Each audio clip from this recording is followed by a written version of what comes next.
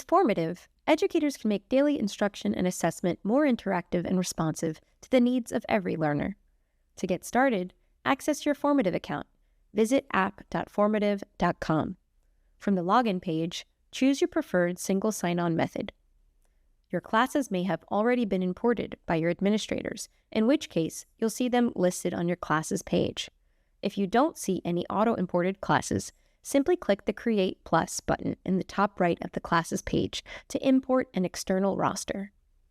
In your account settings, you can customize Formative to match your instructional needs, making sure your standards and subject-specific settings are aligned with how you assess student learning.